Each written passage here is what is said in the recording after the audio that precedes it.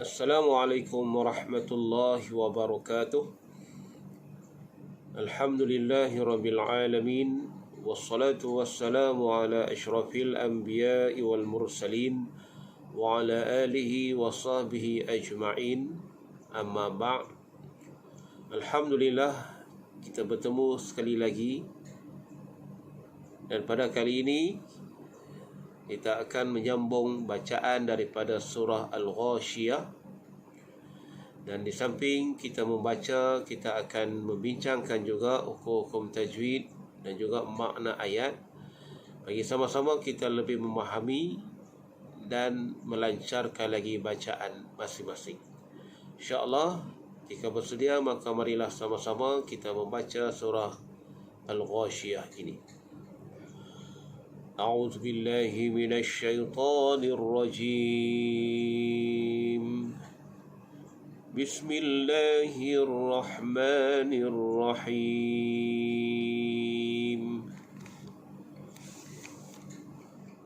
هل أتاك حديث الغاشية هل أتاك حديث الغاشية. Dalam ayat yang pertama ini kita lihat dari segi sebutan huruf lam. Lam hendaklah dibunyikan tanpa ada lantunan. Hal ata, hal ata. Huruf ha makhrajnya di bahagian pangkal kerongkong. Hal ata, hal ataka hadithul ghashiyah.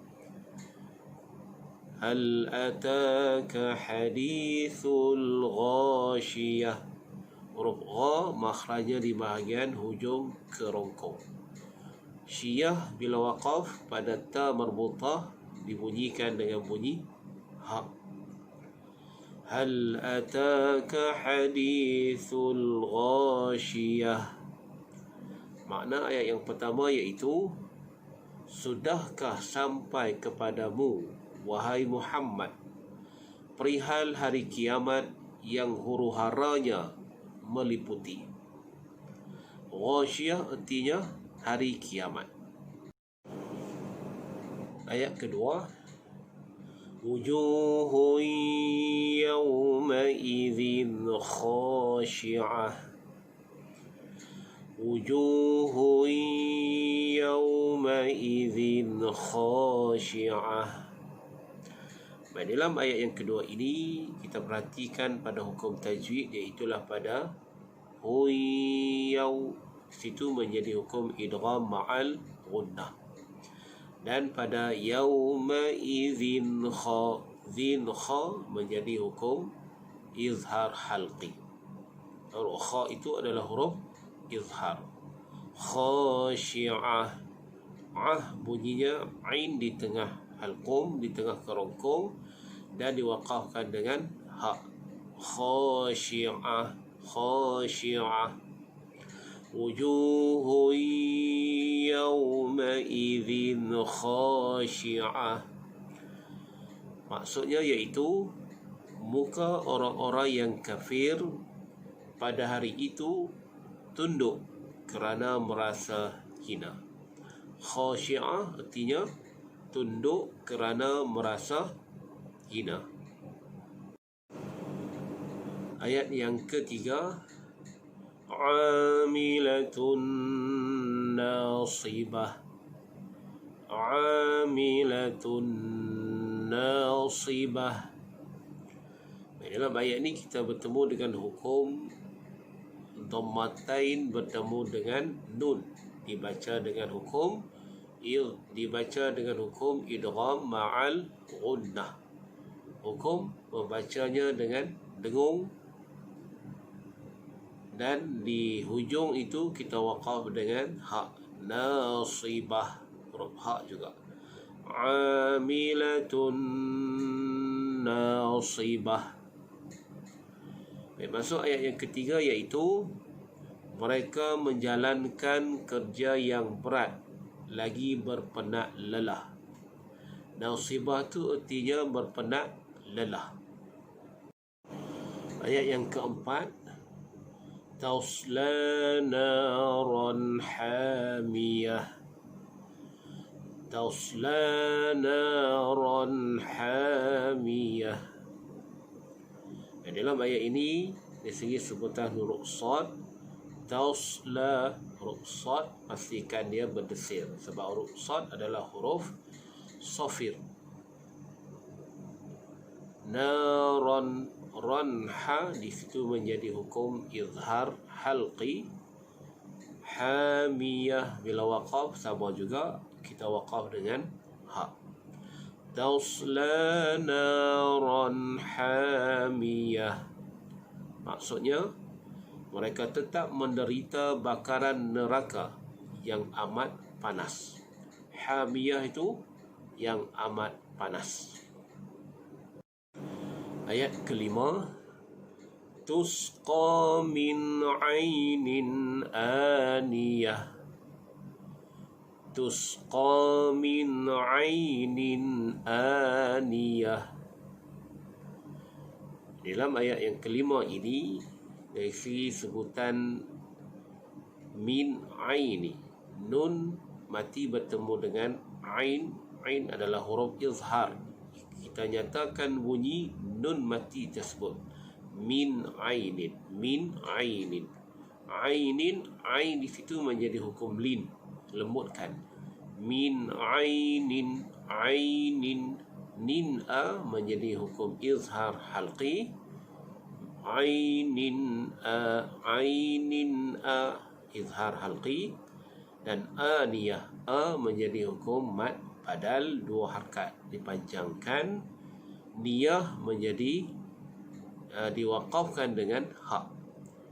Tusqa min ainin aniyah, maksudnya iaitu mereka diberi minum dari mata air yang menggelegak panasnya. Ainin aniyah, menggelegak panasnya.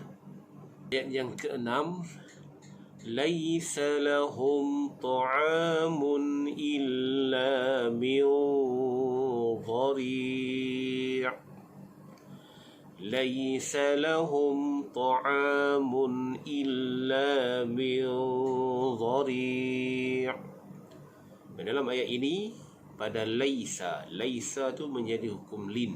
Laisa, lembutkan. Lahum, mim di atasnya ada sukun, dinamakannya izhar syafawi. Ta'amun, mun illa, namanya izhar halqi. Illa min dhari', nun mati bertemu dad, hukumnya ikhfa haqiqi. Dan waqaf dengan mad arid li sukun, dibaca dengan 2, 4 atau 6 harakat. Dan waqaf dengan ain. Dhari'. Laisa lahum ta'amun illa min dhari'. Maksudnya iaitu tiada makanan bagi mereka di situ selain dari pokok-pokok yang berduri. Dhari' artinya pokok-pokok yang berduri.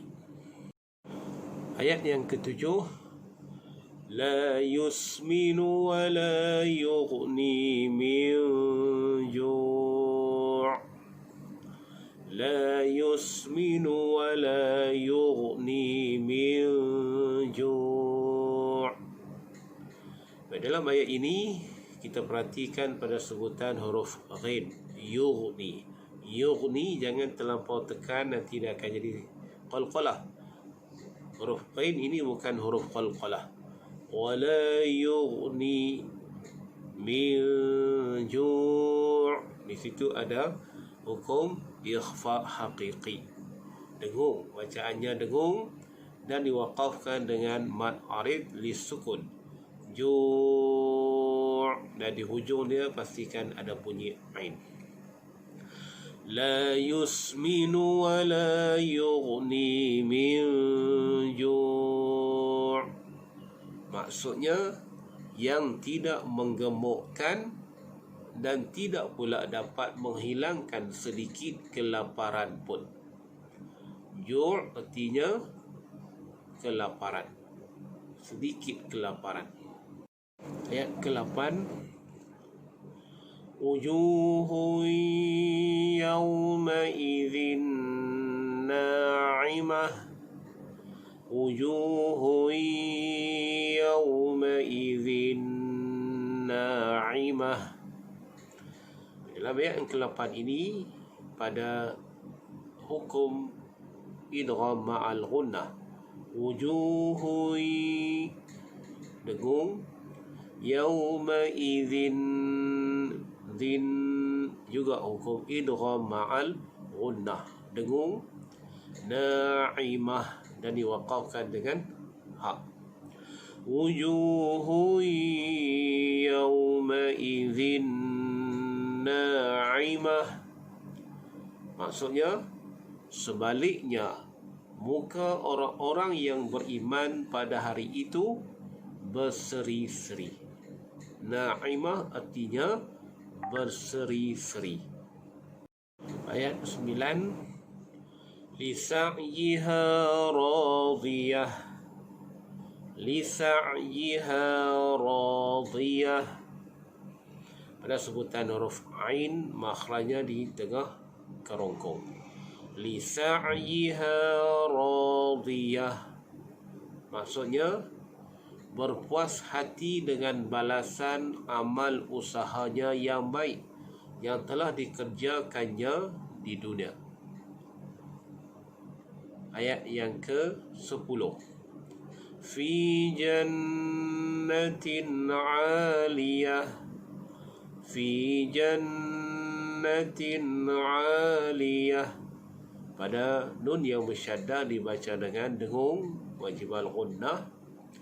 Tin a menjadi hukum izhar halqi, aliyah ha diwaqafkan dengan ha. Fi jannatin aliyah, mereka tinggal menetap di dalam syurga tinggi. Aliyah artinya syurga yang tinggi. Jannatin aliyah yakni syurga yang tinggi, tempat kedudukan darjatnya. Ayat yang ke-11, la tasma'u fiha laghiyah, la tasma'u fiha laghiyah. Dalam ayat ini hukum mad asli pastikan dibaca dengan dua harakat. La tasma'u fiha laghiyah, maksudnya mereka tidak mendengar di situ sebarang perkataan yang sia-sia. Laghiyah artinya yang sia-sia. Sambungan ayat seterusnya, fiha 'ainun jariyah, fiha 'ainun jariyah. Dalam ayat ini kita berjumpa dengan hukum lin. Ainun, ainun kita lembutkan. Ainun, nun dhamatain bertemu dengan jim, hukumnya ikhfa haqiqi, dibaca dengan dengung. Jariyah diwaqafkan dengan ha. Fiha ainun jariyah, maksudnya di dalam syurga itu ada mata air yang mengalir. Jariyah artinya yang mengalir. Jariyah yang mengalir ataupun yang berlari.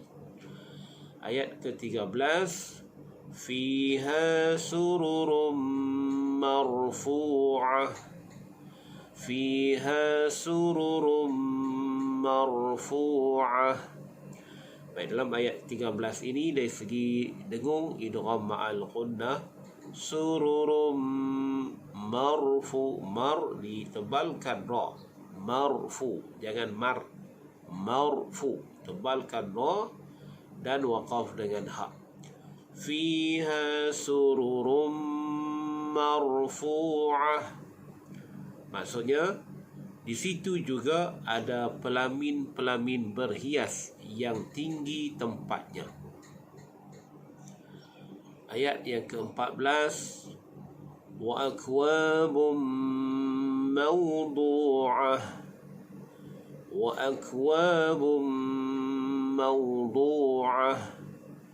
Bun di situ idgham ma'al ghunnah, dan mau lin dan waqaf dengan ha. Wa akwabum mawdu'ah, maksudnya iaitu dan piala-piala minuman yang disediakan untuk mereka. Ayat ke-15, wa namariqu masfufah, wa namariqu masfufah. Baik, di sini apa yang pentingnya pada sebutan huruf sad, masfufah, masfufah, huruf sad pastikan dia berdesir, masfufah, dan ditebalkan. Wa namariqu masfufah, baik, maksudnya iaitu dan bantal-bantal yang teratur, tersusun rapi untuk mereka berbaring atau bersandar. Masufah tu artinya teratur, rapi. Ayat yang ke-16, wa zarabiyyu mabthusah, wa zarabiyyu mabthusah. Baik, di sini pada tekanan pada ya, biyu tekan ya yang bersyaddah, mab qalqalah sughra lantunkan mabthusah. Ruksa tu jangan terlampau berangin, jangan bunyi mabthusah, itu ruksin, yakni sa, mabthusah itu, dan diwaqafkan dengan ha. Wa zarabiyyu mabthusah, maksudnya iaitu serta hamparan-hamparan yang terbentang. Mabsusah artinya terbentang. Ayat yang ke-17, afala yanzuruna ilal ibili kaifa khuliqat. Dalam ayat ini yanzuru hukum ikhfa haqiqi, ilal ibili kai, kai artinya lin, kai hukumnya lin, khuliqat waqaf dengan mahmus. Afala yanzuruna ilal ibili kaifa khuliqat, maksudnya mengapa mereka yang kafir masih mengingkari akhirat? Tidakkah mereka memperhatikan keadaan unta, bagaimana ia diciptakan? Ibil itu artinya unta. Ayat 18, wa ila samai kaifa rufi'at, wa ila samai kaifa rufi'at. Dalam ayat ini pada mad menjadi mad wajib muttasil pada ma'i, mad wajib. Kaifa menjadi lin, hukum lin lembutkan. Rufi'at ta mahmus, bagi dia berdesir. Wa ila samai kaifa rufi'at. Ayat yang ke-19, wa ilal jibali kaifa nusibat, wa ilal jibali kaifa nusibat. Dalam ayat yang ke-19 ini pada sebutan lin, kaifa menjadi lin, nusibat ta mahmus, bat. Wa ilal jibali kaifa nusibat, maksudnya dan keadaan gunung ganang bagaimana ia ditegakkan. Ayat 20, wa ilal ardi kaifa sutihat, wa ilal ardi kaifa sutihat. Baik, dalam ayat ini masih lagi kita bertemu dengan lin, kaifa, lembutkan, sutihat, huruf ta ditebalkan, dan hats, mahmus, bagi berangin. Wa ilal ardi kaifa sutihat, maksudnya dan keadaan bumi bagaimana ia dihamparkan. Sutihat artinya dihamparkan. Ayat yang ke-21, Fadzakir innama anta muzakkir. Fadzakir innama anta muzakkir. Baik, di sini pada ra dibaca dengan nipis. Fadzakir innama anta, ma menjadi mad jaiz munfasil, 4 ataupun 5 harkat dipanjangkan, anta ikhfa, muzakkir ra dinipiskan. Fadzakir innama anta muzakkir, maksudnya oleh itu berikanlah sahaja peringatan wahai Muhammad kepada manusia, dan janganlah berduka cita kiranya ada yang menolaknya, kerana sesungguhnya engkau hanyalah seorang Rasul pemberi ingatan. Ayat 22, Lasta alaihim bimusaytir. Lasta alaihim bimusaytir. Dalam ayat ini lasta alaihim, lai menjadi hukum lin, mim mati bertemu ba menjadi hukum ikhfa syafawi, dengungkan. Musaytir, soy menjadi hukum lin, dan tir lembutkan ra. Lasta alaihim bimusaytir, ra tu dibaca dengan nipis.